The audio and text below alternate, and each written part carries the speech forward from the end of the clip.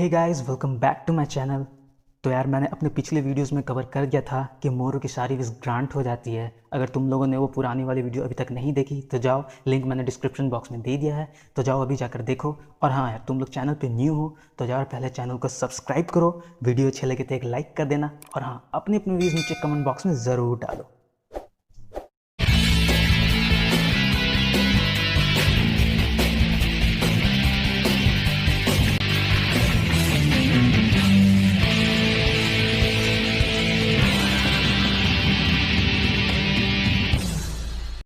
तो यार, कहानी शुरू होती है और मोरो पूरी प्लैनेट नैमेक की लाइफ फोर्स को एब्जॉर्ब करना शुरू कर देता है। और तभी मिर्स और बाकी के गैलेक्टिक पेट्रोलर्स स्पेसशिप में चले जाते हैं। और दूसरी तरफ गोकू, वेजिटा और डाइकायो इंस्टेंट ट्रांसमिशन का यूज़ करके सीधे मोरो के पास चले जाते हैं और तीनों मिलकर एक साथ मोरो पर अटैक करना शुरू कर देते हैं।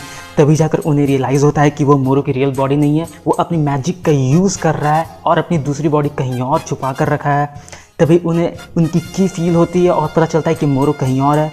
और फिर उसके पास जाते हैं तो वो पता चलता है कि फिर वो आउटर स्पेस में जा चुका है, जहाँ पर कि गोकू और वेजिटा सेयन है वो आउटर स्पेस में ब्रीद नहीं कर सकते, इसलिए वो स्पेस में नहीं लड़ सकते। तो डाइकायो खुद अकेले मोरो का सामना करने के लिए चले जाते हैं। और दूसरी तरफ मीरस और बाकी गैलेक्टिक पेट्रोलर्स जो होते हैं वो अपनी स्पेसशिप लेकर गोकू और वेजिटा के पास आते हैं और उन्हें अपनी शिप में अंदर आने को कहते हैं। और दूसरी तरफ डाइकायो और मोरो की बैटल इंटेंस होने लगती है और मोरो की एनर्जी पहले से काफ़ी ज़्यादा बढ़ चुकी है, क्योंकि उसने ड्रैगन से विश मांग ली थी कि उसकी सारी मैजिकल पावर्स वापस आ जाए, इसलिए मोरो अब पहले से बहुत ही ज़्यादा पावरफुल है। तो डाइकायो को ये फील होता है कि वो शायद उसे अब ना हरा पाए, तो वो डिसाइड करते कि वो फिर से अपनी उसी मैजिकल पावर्स का यूज़ करके मोरो की सारी मैजिक को सील कर देंगे। बट जब वो उस पावर्स को यूज़ करने लगते हैं तो वो नहीं कर पाते।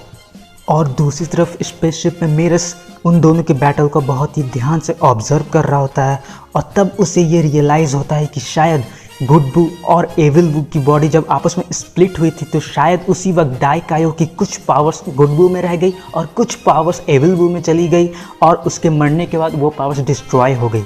और फिर मीरस गोकू और वेजिटा से पूछता है कि सच सच बताना, क्या तुम दोनों मोरो से ज़्यादा स्ट्रांग हो? क्या तुम दोनों मोरो को हरा सकते हो? तो फिर वेजिटा कहता है कि अगर मोरो के मैजिकल पावर्स को हटा दी जाए तो हाँ, हम मोरो से ज़्यादा स्ट्रांग है, हम उसे हरा सकते हैं। और फिर मीरस कहता है कि जैसा कि तुम लोग आउटर स्पेस में ब्रीद नहीं कर सकते तो मैं किसी भी तरीके से मोरो को प्लैनेट पर वापस लेकर आऊँगा और तभी तुम दोनों इंस्टेंट ट्रांसमिशन का यूज़ करके वहाँ पर आ जाना और फिर तुम दोनों मोरो से लड़ सकते हो। और फिर मीरस मोरो को चैलेंज करने के लिए चला जाता है और फिर वो किसी भी तरीके से उसे ट्रिक करके समहाउ उसे वापस से प्लैनेट पर लेकर आ जाता है। और तभी तुरंत गोकू और वेजिटा इंस्टेंट ट्रांसमिशन का यूज़ करके वहाँ पर आ जाते हैं और एक बार फिर से मोरो को चैलेंज करते हैं और वो दोनों कहते हैं कि इस बार वो मोरो को हरा देंगे। और तभी मोरो हंसने लगता है और कहता है कि शायद तुम लोग कुछ भूल रहे हो। तो फिर गोकू और वेजिटा शॉक में जाते हैं और फिर पूछते हैं कि ये क्या बोल रहा है। तो फिर मोरो कहता है कि मेरी थर्ड विश, तुम लोग शायद मेरी थर्ड विश के बारे में भूल रहे हो। और तभी अचानक से पता चलता है कि गैलेक्टिक स्पेस स्टेशन में कुछ गड़बड़ है, वहाँ के सारे प्रिजनर्स आज़ाद हो चुके हैं और उनमें से एक प्रिजनर जो कि उन सभी का हेड होता है, जिसका नाम होता है सगाम्बो, वो कहता है कि लॉर्ड मोरो, आपने आखिरकार कर ही दिखाया। और वो सारे के सारे जो प्रिजनर्स होते हैं वो सब के सब मोरो के ही गूंस होते हैं और वो सब मोरो की हेल्प करने के लिए सब के सब स्पेसशिप से प्लैनेट नैमेक पर आ जाते हैं। और तभी मोरो बताता है कि हाँ, यही थी मेरी थर्ड विश कि सारे के सारे गैलेक्टिक प्रिजनर्स अपने जेल से आज़ाद हो जाएं। और वो सारे के सारे मोरो के ही गूंस हैं, तो वो उसकी हेल्प करने के लिए प्लैनेट नैमेक पर आ जाते हैं और अचानक से उन दोनों पर अटैक करना शुरू कर देते हैं। और उनसे लड़ते लड़ते गोकू और वेजिटा को ये रियलाइज़ होता है कि जितने दिखने में ये लोग जोकर जैसे लगते हैं बट एक्चुअली में ये हैं स्ट्रॉन्ग। और मोरो की गूंस को भी ये रियलाइज़ होता है, क्योंकि वो इतने सालों से प्रिजन में थे तो वो सेयन्स को देखकर उन्हें लगता है कि कोई सेयन इतना ज़्यादा स्ट्रॉन्ग कैसे हो सकता है। और तभी अचानक लड़ते लड़ते गोकू सुपर सेयन ब्लू से सुपर सेयन गॉड फॉर्म में अचानक से आ जाता है।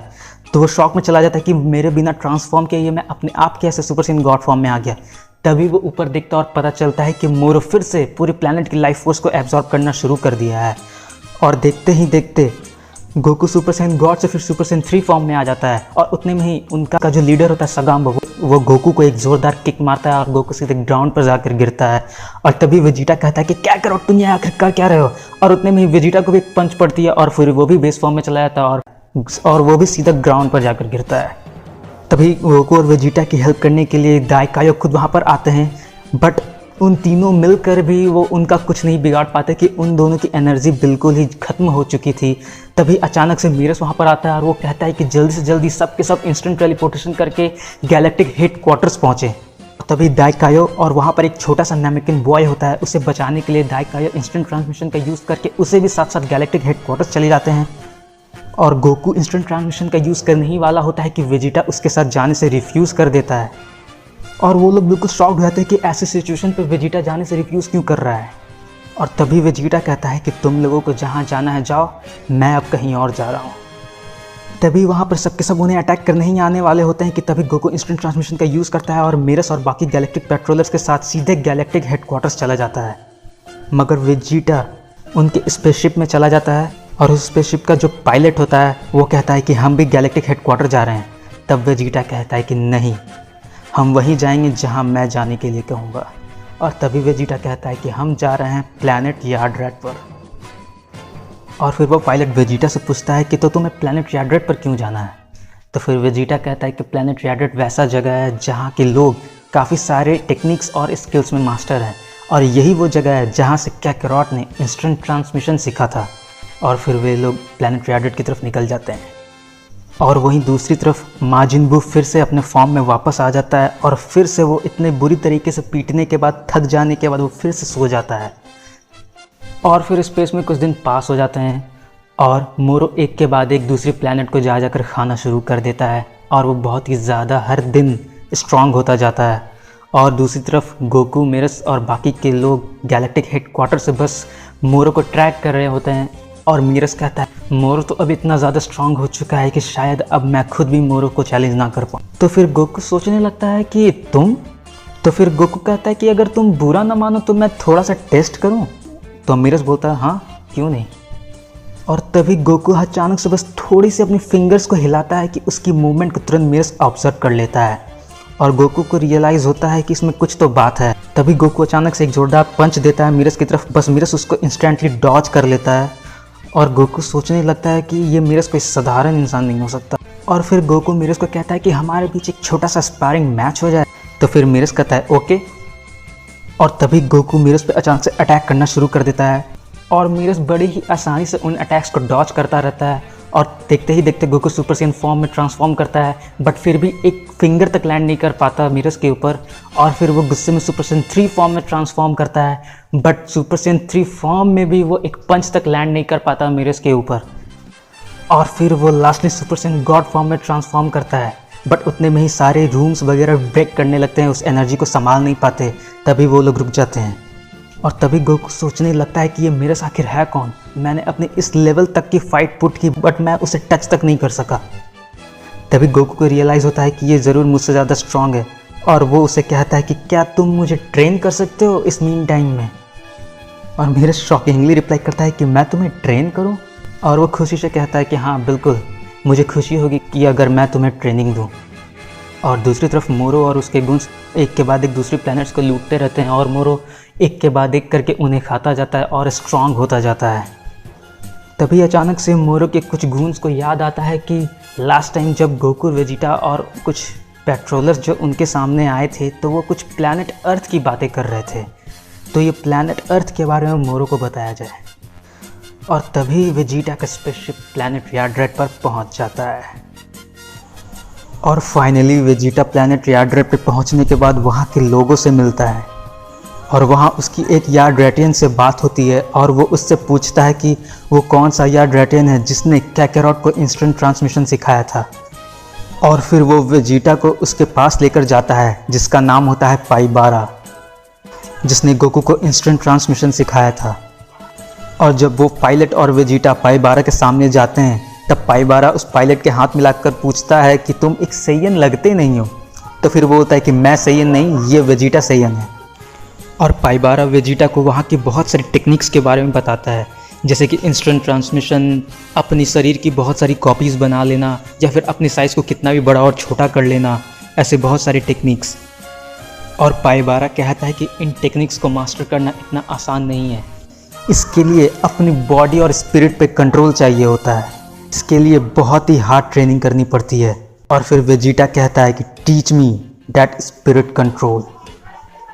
और दूसरी तरफ कुछ दिन बीतने के बाद गोकू मीरस के साथ ट्रेनिंग करने के लिए दूसरे प्लैनेट पर चला जाता है। और उन दोनों के जाने के बाद जो गैलेक्टिक किंग होता है वो जैको से कहता है कि मीरस भी जा चुका है, गोकू और वेजिटा भी ट्रेनिंग के लिए जा चुके हैं, तो गैलेक्टिक ऑफिसर्स की कमी हो गई है इस हेडक्वार्टर में, तो हमें न्यू गैलेक्टिक ऑफिसर्स की ज़रूरत है। और फिर गैलेक्टिक किंग जैको से पूछता है कि वो बाकी के वॉरियर्स कहाँ गए जो कि यूनिवर्स 6 के साथ जो टूर्नामेंट हो रही थी उसमें थे। तो जैको रिप्लाई करता है कि कौन, वो नामेकियन, पिकोलो? तो गैलेक्टिक किंग कहता है हाँ, और बाकी के लोग भी। और तभी प्लैनेट अर्थ पे कामीज लुकआउट पे पिकोलो प्लैनेट नामेक पे लाइफ फोर्स को डिटेक्ट करने की कोशिश कर रहा होता है, बट उसे एक भी इंसान की सेंस नहीं हो रही होती है प्लैनेट नामेक पर। और दूसरी तरफ वो सोचता है कि गोकू और वेजिटा भी प्लैनेट अर्थ पे नहीं है और प्लैनेट नामेक पर किसी भी इंसान की सेंस नहीं हो रही है। इसका मतलब आउटर स्पेस में कुछ ना कुछ गड़बड़ तो ज़रूर चल रहा है। तभी अचानक से मोरो के कुछ गूंज प्लैनेट अर्थ पे आ जाते हैं और पिकोलो को उनकी की सेंस हो जाती है और पिकोलो तुरंत उनकी की को सेंस करके उनके पास पहुंच जाता है। और दूसरी तरफ गोकू और मीरस की ट्रेनिंग चालू हो चुकी होती है और गोकू बहुत ही ज़्यादा कोशिश करने के बाद भी मीरस पे एक भी पंच लैंड नहीं कर पाता है। और गोकू मीरस से कहता है कि मैं एक टेक्निक को बहुत ही पहले से मास्टर करने की कोशिश कर रहा हूँ, काश मैं वो कर पाता, तब मैं मोरो को हरा सकता हूँ। उस टेक्निक में मुझे माइंड और बॉडी पे कंट्रोल करना होता है। और फिर मीरस कहता है कि इसके पहले के तुम्हारे जितने भी ट्रांसफॉर्मेशंस हैं, जो कि रेजियस ट्रांसफॉर्मेशंस है जिसमें रेज की ज़रूरत पड़ती है, तब जाके तुम ट्रांसफॉर्म करते हो, जैसे कि सुपर सीन फॉर्म। बट जिस टेक्निक की तुम बात कर रहे हो वो इन सभी ट्रांसफॉर्मेशन से बिल्कुल ही अलग है। इसमें बहुत ही ज़्यादा सेल्फ कंट्रोल की ज़रूरत पड़ती है, जैसे कि अल्ट्रा इंस्टिंक्ट। और तभी गोकू सोचने लगता है और वो मीरस से कहता है कि तो तुम्हें इस टेक्निक के बारे में पहले से ही पता है? तो मीरस कहता है हाँ, और सॉरी क्योंकि मैंने तुमसे ये सब चीज़ें छुपाया। और दूसरी तरफ मोरो की गूंज को बड़ी आसानी से पिकोलो हैंडल कर लेता है और उन्हें कैद कर लेता है। कामिज लुकआउट पे बुल्मा आ जाती है और वो डेंडे और मिस्टर पोपो से पूछती है कि पिकोलो कहाँ है। जैको ने कहा है कि उसे उनकी ज़रूरत है गैलेक्टिक पेट्रोल्स में भर्ती होने के लिए। और दूसरी तरफ पिकोलो उन गूंज से पूछता है कि कहीं स्पेस में जो प्रॉब्लम्स चल रही है उनकी वजह तुम लोग तो नहीं?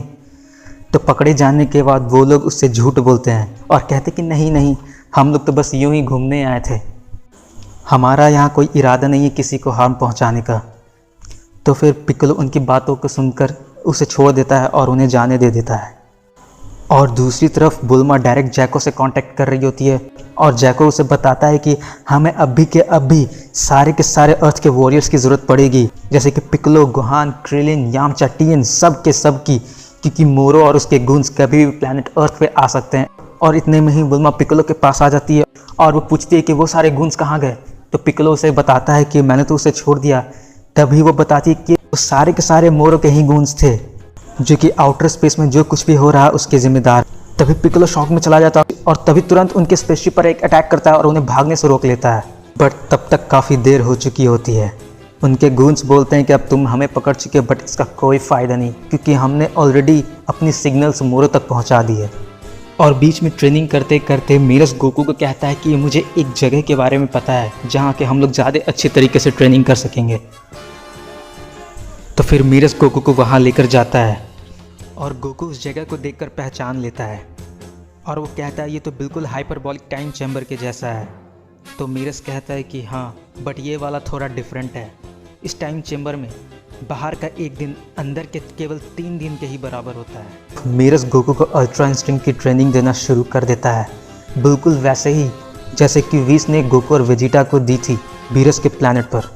तब यार तुम लोग अब ये सोच रहे हो कि ये मीरस आखिर है कौन, जिसे अल्ट्रा इंस्टिंक्ट के भी बारे में पता है और गोकू उस पर एक पंच तक लैंड नहीं कर पाया, आखिर ये है कौन?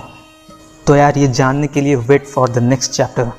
तो यार इस चैप्टर में केवल इतना ही। तो यार तुम लोगों को वीडियो अच्छी लगी हो तो एक लाइक कर देना और चैनल को अब तक सब्सक्राइब नहीं किया तो जाए और पहले चैनल को सब्सक्राइब कर दो। तो यार see you in the next video.